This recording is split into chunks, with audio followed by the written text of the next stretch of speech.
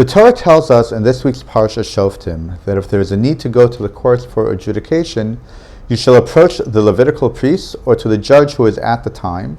They will pronounce for you a legal decision. The Sifri, quoting Rabbi Yossi Aglili, questions this odd formulation. Rabbi Yossi Aglili asks, could a person even think that they could go to a judge not of their own time? Rashi clarifies Rabbi Yossi Aglili's question by giving the following explanation. Even though the judge who is before you might not be as great as those from previous generations, there are no judges other than those who are before you in your own time. You need to listen to them.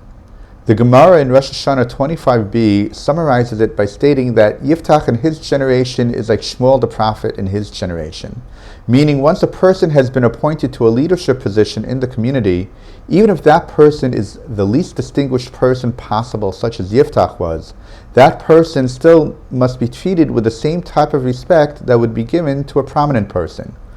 Why, though, did the Torah still need to stress this? Shouldn't it have been obvious?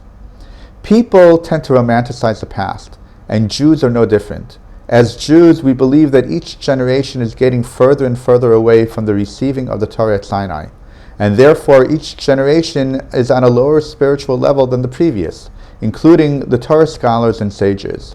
Some people then take this sentiment further and also put down the people of one's own generation, even the rabbis. Oh, they're not real rabbis. They don't compare at all to Rabbi so-and-so of yesteryear. There's no way I will listen to him. They continue to glorify the past, saying, our forebears were all good Jews, even tzaddikim. It must be that anyone and anything that came before was greater and better. As we say throughout our liturgy, renew our days as of old. To counter, however, we can see that previous generations were not all tzaddikim.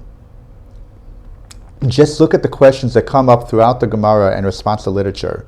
We can see that, alas, not everyone was a tzaddik. Far from it. Maybe people were outwardly more religious, but that did not mean that inside they were more righteous than the present generation. Secondly, the current generation isn't reinventing the wheel, but stands on the shoulders of the previous generations. It is in merit of their efforts that the current generation can flourish, build, and set the stage for the nation. That link from yesterday to tomorrow. Thirdly, by stating that Yiftach in his generation is the same as Shmuel in his generation, it also shows that the leaders of the current generation are not necessarily on a lower level than previous generations. Shmuel lived a number of years after Yiftach, yet Shmuel was clearly the greater prophet and judge. Nevertheless, Yiftach's status and importance as a leader of Israel was exactly the same as Shmuel's. As such, we cannot necessarily say that a person who came later must be on a lower level, and there are many examples replete throughout history that can attest to this too. But even besides for strengthening the judge's status in the eyes of the people, it is important to stress that the people who are judging should be a peer, a person of that generation.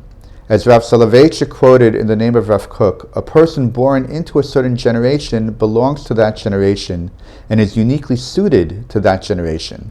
Applying this idea back to our verse, this means that only a person of a given generation can truly understand another person of that generation.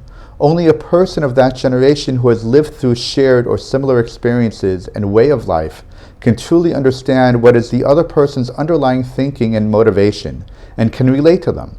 As such, it is important that the person who is judging to be from the same generation as the petitioner, in order to be able to give a proper and appropriate judgment, a judgment for where the claimant is at and not where the judge is at, a judgment that will be as fair as possible for all those involved and address what is truly going on.